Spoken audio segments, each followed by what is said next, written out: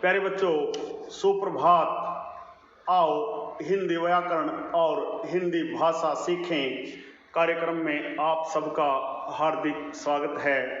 प्यारे बच्चों, आज की हमारी कविता है उत्साह। उत्साह कविता के रचयिता सूर्यकांत त्रिपाठी निराला जी हैं। कविता प्रारंभ करने से पहले थोड़ा हम निराला जी के बारे में जान लेते हैं। निराला जी को साहित्य जगत में महाप्राण निराला के नाम से जाना जाता है। इनका जन्म सन 1897 ईस्वी में बंगाल के मेदिनीपुर जिले के महिषादल नामक स्थान पर हुआ था। इनके पिता राम सहाय त्रिपाठी उत्तर प्रदेश के उन्नाव जिले के गांव गड़ाकोला के निवासी थे। वे तत्कालीन रियासत महिषादल में कोषाध्यक्ष थे। मात्र 3 वर्ष की आयु में ही, जब निराला जी मात्र 3 वर्ष के ही थे, तो इनकी माता का देहावसान हो गया था। निराला जी की सारी शिक्षा दीक्षा घर पर ही हुई। घर पर रहकर ही इन्होंने बांग्ला, संस्कृत, अंग्रेजी, हिंदी आदि साहित्य का गहन अध्ययन किया। पारिवारिक उत्तरदायित्वों को वहन करने के लिए इन्होंने महिषादल रियासत में नौकरी प्रारंभ की, किंतु कुछ कारणों से उसे छोड़ देना पड़ा। बाद में उन्होंने रामकृष्ण मिशन कलकत्ता के पत्र समन्वय का संपादन किया और इसके बाद मतवाला पत्रिका का संपादन किया। 15 अगस्त 1961 ईस्वी को निराला जी का देहावसान हो गया। उनकी प्रमुख रचनाओं में अनामिका, परिमल, गीतिका, कुकुरमुत्ता, अणिमा, बेला, नए पत्ते, अपरा, आराधना, अर्चना, तुलसीदास, सरोज स्मृति, राम की शक्ति पूजा, राग विराग, वर्षा, गीत काव्य रचनाएं हैं। और उपन्यासों में अप्सरा, अलका, प्रभावती, निरुपमा, चोटी की पकड़, काले कारनामे, चमेली तथा उच्छृंखल। कहानियों में सुकुल की बीबी, चतुरी चमार, लिली सखी आदि प्रमुख हैं। रेखा चित्रों में कुली भाट और बकरीहा। प्यारे बच्चों, इन्होंने ध्रुव, भीष्म और राणा प्रताप की जीवनियां भी लिखी हैं। आइए अब हम आज की हमारी कविता का प्रारंभ करते हैं। निराला जी ने जो ये उत्साह कविता लिखी है वह एक आह्वान गीत है। उत्साह कविता वास्तव में एक आह्वान गीत है जिसको कवि ने बादलों के माध्यम से प्रकट किया है, क्योंकि बादल नया जीवन देने वाले होते हैं, विध्वंस के भी कारक होते हैं। कविता में बादल एक और भूखे प्यासे पीड़ित लोगों की इच्छाओं आकांक्षाओं को पूरा करते माना है, तो दूसरी ओर उसे नए अंकुर के लिए विध्वंस, विप्लव और क्रांति की चेतना को संभव करने वाले भी बताया गया है। प्यारे बच्चों, निराला जी कहते हैं, बादल गरजो घेर घेर घोर गगन धाराधर ओ, ललित ललित काले घुंघराले बाल कल्पना कैसे पाले, विद्युत छवि उर्मे कवि नवजीवन वाले, वज्र छिपा नूतन कविता फिर भर दो, बादल गरजो। विकल विकल उन्मन थे उन्मन विषव के निदाघ के सकल जन, आए अज्ञात दिशा के अनंत के घन, तप्त धरा जल से फिर शीतल कर दो, बादल गरजो। प्यारे बच्चों, आइए पहले इस कविता के शब्दार्थ देख लेते हैं। धाराधर लगातार, मूसलाधार, ललित सुंदर विद्युत छवि बिजली की चमक और हृदय, कवि को यहाँ सृष्टा दिखाया गया है। और विकल, व्याकुल, उन्मन, अनमना, उदास, निदाघ, गर्मी का ताप, तप्त धरा, धरा पृथ्वी, अनंत आकाश। प्यारे बच्चों, सबसे पहले आप यहाँ प्रसंग संकेत लिखेंगे, उसके बाद प्रसंग लिखेंगे और प्रसंग में लिखेंगे कि प्रस्तुत कविता उत्साह हमारी पाठ्य पुस्तक क्षितिज में संकलित है, जिसके रचयिता सुप्रसिद्ध छायावादी कवि श्री सूर्यकांत त्रिपाठी निराला जी हैं। कवि ने अपनी कविता में बादलों का आह्वान किया है कि पीड़ित प्यासे लोगों की आकांक्षाओं को पूरा करे। उन्होंने बादलों को नए अंकुर के लिए विध्वंस और क्रांति चेतना को संभव करने वाला बताया है।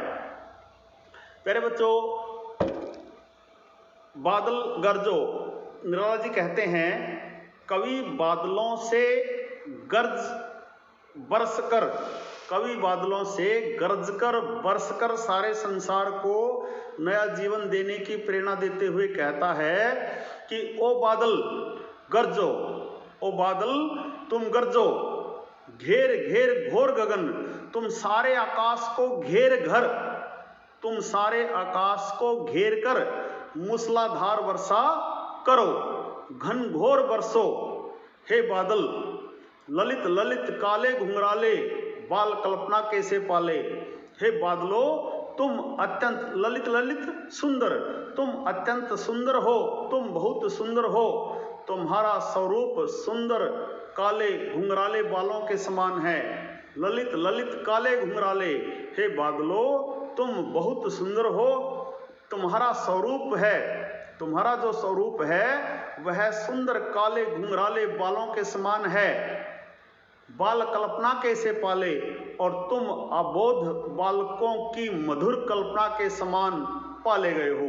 हे बादलो तुम अत्यंत सुंदर हो, तुम्हारा जो स्वरूप है वह काले घुंघराले बालों के समान है, और तुम अबोध बालकों की मधुर कल्पना के समान पाले गए हैं। जिस प्रकार अबोध बालक अपने मन में कल्पना पाल लेते हैं, तुम भी ऐसे ही पाले गए हो। विद्युत छवि हृदय, विद्युत छवि उर्मे कवि नवजीवन वाले। हे बादलो तुम अपने हृदय में बिजली की शोभा धारण करते हो, तुम नवीन सृष्टि करने वाले हो, कवि नवजीवन वाले। हे बादलो तुम नवीन सृष्टि करने वाले हो, तुम जल रूपी नया जीवन देने वाले हो, वज्र छिपा नूतन कविता फिर भर दो। हे बादलो तुम्हारे भीतर वज्रपात करने की अपार शक्ति छिपी हुई है, तुम इस संसार को नवीन प्रेरणा और जीवन प्रदान कर दो। बादलो तुम गरजो और सब में नया जीवन भर दो। विकल विकल उन्मन थे उन्मन विषव के निदाघ के सकल जन।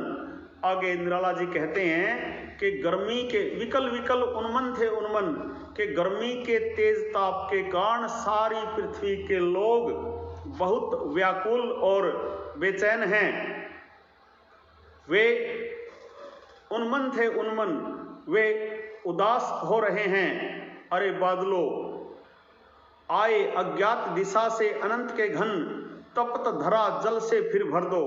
आगे निराला जी कहते हैं कि हे बादलो तुम सीमाहीन आकाश में पता नहीं किस ओर से आकर सब तरफ फैल गए हो, पूरे आसमान पर छा गए हो। तुम बरसकर इस धरती को शीतलता प्रदान करो। अर्थात बादलों को संबोधित करते हुए निराला जी कहते हैं, हे बादलो तुम न जाने किस दिशा से आकर समस्त आसमान में फैल गए हो, तुम बरसकर इस गर्मी के ताप से तपी हुई धरती को फिर शीतलता प्रदान करो। हे बादलो तुम गरज गरज कर बरसो और फिर धरती को शीतल कर दो। प्यारे बच्चों, कवि ने बादलों को मानव जीवन को हरा भरा बनाने वाले कहा है। इसी से सारे प्राणी जीवन में सुख प्राप्त करते हैं। बादल एक तरफ पीड़ित प्यासे लोगों की उम्मीदों को पूरा करते हैं और दूसरी तरफ नई कल्पना और नए अंकुर के लिए विध्वंस करने वाले हैं। खड़ी बोली का अच्छा प्रयोग किया गया है। अनुप्रास, मानवीकरण और पुनः उक्ति, प्रकाश तथा उपमालंकारों का भी प्रयोग हुआ है। प्यारे बच्चों, यह था उत्साह नामक कविता का सरलार्थ, उत्साह नामक कविता की सप्रसंग व्याख्या। मुझे आशा ही नहीं पूर्ण विश्वास है कि आपको आज की यह कविता उत्साह कविता का सप्रसंग सरलार्थ, कविता की सप्रसंग व्याख्या आपको अच्छी प्रकार से समझ में आई होगी। मेरे बच्चों, आज की यह छोटी सी कविता यदि आपको पसंद आई हो तो इस वीडियो को लाइक, कमेंट और ज़्यादा से ज़्यादा शेयर जरूर करें। और यदि आपने अब तक भी संगम टीवी हिंदी व्याकरण को सब्सक्राइब नहीं किया है तो कृपया इसे सब्सक्राइब जरूर कर लें और वीडियो पर दिए बेल आइकन को जरूर दबाएं ताकि आने वाले ताज़ा तरीन वीडियो जैसे ही YouTube पर अपलोड हों उसका नोटिफिकेशन सबसे पहले आपके पास आए। प्यारे बच्चों, खुश रहें, मस्त रहें, योगा करें, स्वस्थ रहें, आपका दिन मंगलमय हो।